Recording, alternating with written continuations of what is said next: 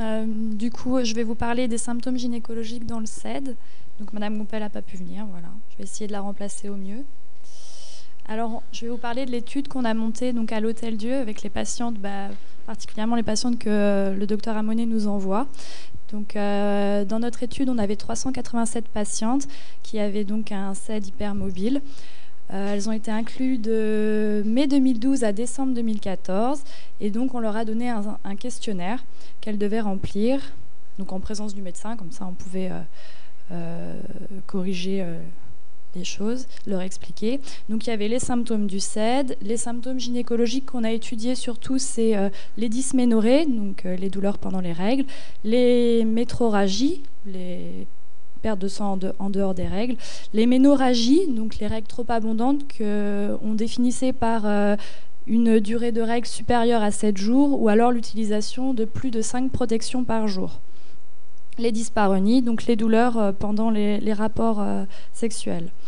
On a étudié aussi, donc de façon rétrospective, les grossesses avec leur finalité et s'il y avait eu accouchement ou pas.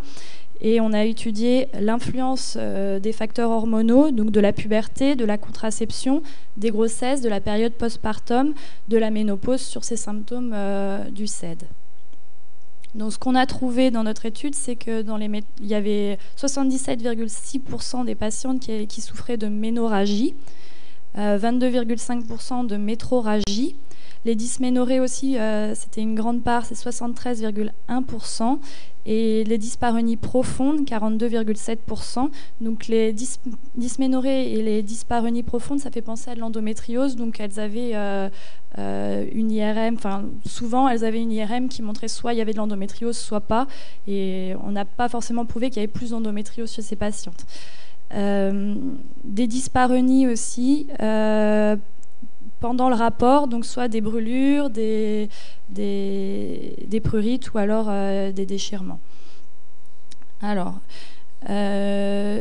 sur le plan obstétrical, il n'y avait pas d'infertilité puisque 724 grossesses pour 224 femmes, mais plus de fausses couches, 27,2% de fausses couches et des fausses couches surtout multiples pour 12,5% des patientes.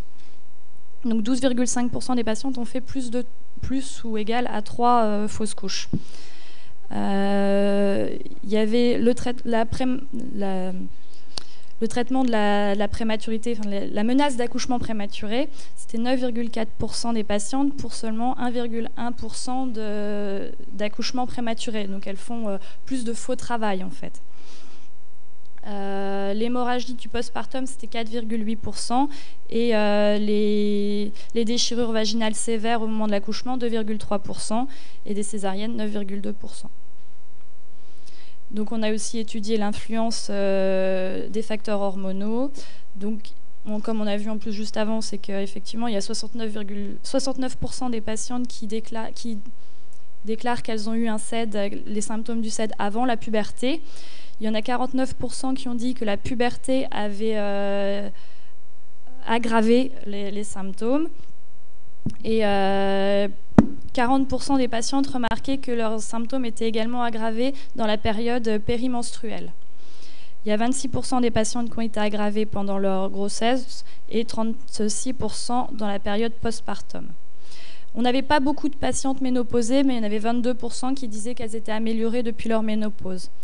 Et ce qu'on a montré aussi, c'est que l'utilisation d'un progestatif, ça a amélioré 27,4% des patientes, et l'utilisation d'une contraception œstroprogestative, c'était 13,6% des patientes qui étaient améliorées.